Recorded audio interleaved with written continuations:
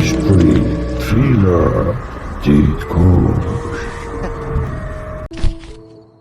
Welcome to this podcast.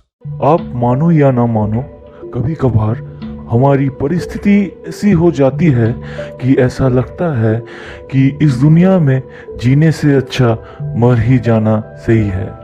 हर दिन काम का प्रेशर, फैमिली का प्रेशर और भी कई तरह के स्ट्रेस के वजह से कभी कभार बहुत लोग मुसीबत में पड़ के आत्महत्या के बारे में भी सोचते हैं।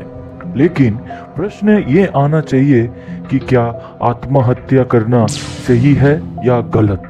आज की कहानी ऐसी ही एक घटना पर आधारित है जो रोहन के साथ एक मेट्रो में घटी थी।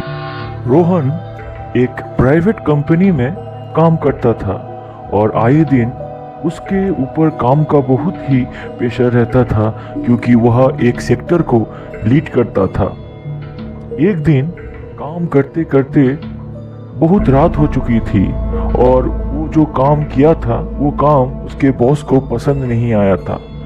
काम में कुछ गलतियां हो गई थी जिसके वजह से उसका बॉस बहुत गुस्सा हो गया था और रोहन को बहुत ही डांट पड़ी। काम के गलत हो जाने के वजह से उसका बॉस गुस्से से जो है रोहन को उसी दिन उसके नौकरी से निकाल दिया। अपने नौकरी चले जाने के वजह से रोहन बहुत ही दुखी हो गया और सोचने लगा अगले महीने से वो कैसे अपने पैरालाइज पिताजी का ट्रीटमेंट करवाएगा। घर में एक बिन शादीशुदा बहन है, उसकी शादी को कैसे करवाएगा। और चिंतित हो गया कि अगले महीने सैलरी नहीं मिलेगा तो वह अगले महीने अपना भरण पोषण कैसे करेगा। ये सब सोचते सोचते वह बस स्टैंड में वेट कर रहा था बस में चढ़ने के लिए, लेकिन बहुत देर हो चुकी थी। कोई भी बस नहीं आ रहा था क्योंकि काफ़ी रात हो चुकी थी और उसने अपने घड़ी पर देखा कि अभी रात के 10:30 बज चुके थे। समय को देखते ही उसने डिसाइड किया कि बस के लिए और वेट करना सही नहीं होगा, मेट्रो पकड़ के घर चला जाता हूँ। और वो मेट्रो पकड़ने के लिए दौड़ा। दौड़ते दौड़ते मेट्रो स्टेशन पहुँच गया और वो मेट्रो स्टेशन पर पहुंचकर जैसे ही ट्रेन के टाइम टेबल पर अपना नजरे को टिकाया तो उसने देखा आखिरी ट्रेन 10:50 को आने वाली है। स्टेशन लगभग खाली था, सिर्फ एक दो ही यात्रीगण दिखाई दे रहे थे। वो टेंशन कर ही रहा था कि तभी आखिरी मेट्रो ट्रेन स्टेशन पर आ पहुंचता है। रोहन ट्रेन में चढ़ जाता है और ट्रेन में बैठकर वो फिर से वह सब बातों को सोचने लगता है और सोचते सोचते उसने ये डिसाइड किया कि वह आने वाले आखिरी स्टेशन पे रेल के पटरी में कूदकर आत्महत्या करेगा। और वह अपने फैमिली के बारे में सोचते हुए रोने लगा। वो ट्रेन के कमरे में अकेला था, तभी एक स्टेशन आता है और एक सुंदर सी लड़की ट्रेन पर चढ़ती है। रोहन देखता है वो लड़की रोहन के बगल के लेडीज सीट पर उसके ऑपोजिट में बैठ जाती है और रोहन देखता है कि वो लड़की उसके तरफ देख रही है और कभी कभी मुस्कुरा भी रही थी। इस लड़की को देख रोहन बहुत इरिटेट हो गया था और सोचने लगा कि मैं मुसीबत में हूँ और ये लड़की मुझ पर ताक रही है और मुस्कुरा भी रही है। तो वो गुस्से से उस लड़की को पूछता है, मैडम क्या आपको कोई प्रॉब्लम है? बहुत देर से मैं ये देख रहा हूँ कि आप मेरे तरफ ताक रही हैं और मुस्कुरा रही हैं, क्या कोई मजाक चल रहा है? ये बात सुनकर वो लड़की रोहन को कहती है, तुम इतना गुस्सा क्यों कर रहे हो? गुस्सा मत करो, तुम मुझे बहुत टेंशन में दिखाई दे रहे हो। मुझे अपना दोस्त ही समझो, कोई समस्या है तो तुम मेरे साथ शेयर कर सकते हो। उसकी बात सुनकर रोहन एक बार फिर रो पड़ा और उस लड़की से सब कुछ अपने परेशानियों और अपने जॉब के चले जाने के वजह से वह आत्महत्या करने वाला था, ये बात भी शेयर किया। ये सुनकर वो लड़की रोहन के सिर पर अपने कोमल हाथों को फेरते हुए हंसते हुए कहती है, अरे पागल, एक जॉब जाएगा तो फिर दूसरा उससे बेटर जॉब आएगा। मैं ये मानती हूँ कि तुम्हारे ऊपर फैमिली का रिस्पॉन्सिबिलिटी है, इसके वजह से तुम बहुत चिंतित भी हो कि दूसरा जॉब कब मिलेगा, लेकिन मैं ये कह सकती हूँ कि जॉब मिलते ही सब कुछ सही हो जाएगा, तो उतना टेंशन मत लो। और क्या तुमने कभी ये सोचा है कि अगर तुम आत्महत्या कर लोगे, तुम्हारे मौत के बाद तुम्हारे पिताजी और तुम्हारी बहन जीते हुए भी वह मर जाएंगे।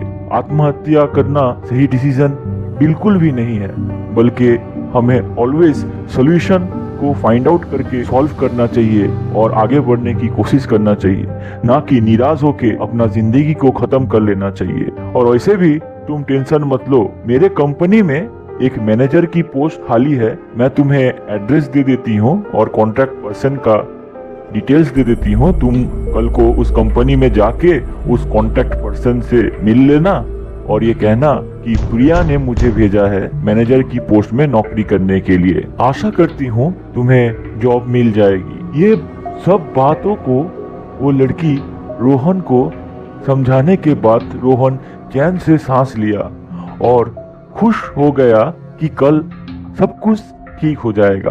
तभी जो है ट्रेन में अनाउंस होती है, अगला स्टेशन आने वाला है, यात्रीगण ट्रेन से प्रस्थान कीजिएगा। अनाउंसमेंट हो ही रहा था कि ट्रेन रुक जाती है और वो लड़की मुस्कुराते हुए रोहन को बेस्ट ऑफ लक कहकर चली जाती है। रोहन बस उस लड़की को प्लेटफॉर्म में चलते हुए देख रहा था, तभी ट्रेन जो है स्टार्ट होते ही वो लड़की अचानक ट्रेन के सामने कूद पड़ती है। ये देखकर रोहन चौंक जाता है और चिल्लाते हुए अचानक वो बेहोश होकर ट्रेन के अंदर गिर जाता है। कुछ देर बाद आखिरी स्टेशन पर ट्रेन रुकती है और रोहन को होश वापस आता है। रोहन को होश वापस आते ही वह अपने आंखों को खोलकर देखता है कि चारों तरफ जो है रेल पुलिस उसे घेर कर खड़ी हुई है। रोहन चिल्लाने लगता है, उस लड़की को बचाओ, उस लड़की को बचाओ। ये सुनकर रेल पुलिस रोहन को पूछता है, कौन सी लड़की? तभी रोहन कहता है कि पिछले स्टेशन पर एक लड़की ट्रेन के पटरी में कूदकर आत्महत्या की है, उसे बचाओ। रोहन की यह बात सुनकर रेल पुलिस ने चारों तरफ खबर लिया और चारों तरफ खबर लेके उन्हें ये पता लगा कि आज को कोई भी स्टेशन में कोई भी लड़की या फिर लड़का आत्महत्या नहीं किया है। तो रेल पुलिस ने रोहन को कहा कि ऐसा कोई घटना आज को नहीं घटा है। यह सुनकर रोहन सोचने लगा, शायद वो मेट्रो के अंदर सो गया था और सोकर उसने कोई सपना देखा है। शायद वो मेट्रो में सोने के वजह से उसे ऐसा अनुभूति हुआ होगा। उसी रात को रेल पुलिस ने रोहन को उसके घर तक पहुंचा दिया। घर जाकर वो फिर से जो है इन सब बातों को सोच रहा था कि वो लड़की कौन थी, क्या उसके साथ जो घटना घटा वो हकीकत था या फिर सच में उसे कोई सपना आया था। ये सब सोचते सोचते उसने अपना डिनर किया और डिनर करके जो है वो सो गया। सुबह होते ही वह सोचने लगा कि कल रात को मेरे साथ जो भी घटना घटी हो, वो हकीकत हो या सपने में हो, वो लड़की ने मुझे जो एड्रेस दिया था और जिस कॉन्ट्रैक्ट पर्सन से मीट करने के लिए कहा था, उस एड्रेस में मुझे जाना चाहिए। एक बार जाके देख तो लूं कि वो एड्रेस सही है या गलत। वैसे भी मुझे एक काम की सख्त ज़रूरत है, तो कुछ भी हो जाए मैं जाके देखता हूँ कि वो एड्रेस, वो कंपनी सही है कि नहीं। तो फिर वो पहुँच जाता है कुछ ही देर बाद उस एड्रेस में, उस कंपनी के अंदर में, उस कॉन्ट्रैक्ट पर्सन से मिलने के लिए। कंपनी में पहुंचने के बाद वो उस कॉन्ट्रैक्ट पर्सन से मिलता है और कहता है कि सर, मुझे प्रिया ने भेजा है आपके कंपनी में मैनेजर के पोस्ट में नौकरी करने के लिए। ये बात सुनकर उस कंपनी के कॉन्ट्रैक्ट पर्सन बहुत ही शॉक्ड हो जाते हैं। बहुत ही आश्चर्यचकित हो जाते हैं और वह रोहन को कहते हैं, तुम क्या पागल हो? तुम क्या मेरे साथ मजाक कर रहे हो? प्रिया को मरे हुए 1 साल बीत चुका है। 1 साल पहले प्रिया ने जो है मेट्रो स्टेशन पे कूदकर आत्महत्या करके मर चुकी है और तुम कह रहे हो कि उसने तुम्हें भेजा है। कब तुमको कहा उसने कि इस कंपनी में नौकरी है और तुम्हें मुझसे मिलने के लिए? रोहन कहता है कि कल ही कहा। तो कॉन्ट्रैक्ट पर्सन कहता है ऐसा हो ही नहीं सकता। यह बात सुनकर रोहन अभी थोड़ा थोड़ा समझने लगा था कि कल रात को जो घटना उसके साथ घटी थी वो हकीकत में घटी थी। वो जिस लड़की से मिला था वो कोई इंसान नहीं बल्कि प्रिया की आत्मा थी। प्रिया की आत्मा ने उसे जिंदगी का पाठ पढ़ाया, उसे मरने से बचाया और उसे जीने के लिए मोटिवेट किया और एक सीख भी दे के गई। साथ ही साथ उसके इस खराब हालत में उसे मदद भी करके गई। जो भी हो, कॉन्ट्रैक्ट पर्सन को एक मैनेजर की जरूरत थी उसके कंपनी के लिए, बहुत इमीडिएटली जरूरत थी और कॉन्ट्रैक्ट पर्सन ने देखा कि रोहन एक बहुत ही अच्छा कैंडिडेट है तो फिर रोहन को वो जॉब ऑफर कर देता है। रोहन को जॉब मिल जाती है। मन ही मन रोहन प्रिया की आत्मा को बहुत ही धन्यवाद कह रहा था कि कल अगर प्रिया की आत्मा उसे एड्रेस नहीं बताती और नौकरी का संधान नहीं देती तो पता नहीं वो आज जिंदा भी होता कि नहीं और उसका जो टेंशन था उसका फैमिली को लेके वो सॉल्व होता कि नहीं। आज की कहानी यहीं पर खत्म होती है। आज की कहानी में आपको सुन के पता ही लगा कि आत्महत्या करना सही बात नहीं है। प्रॉब्लम जिंदगी में बहुत सारे आएंगे लेकिन उस प्रॉब्लम को सॉल्व करके जिंदगी को खुशी से जीना ही जिंदगी का नाम है।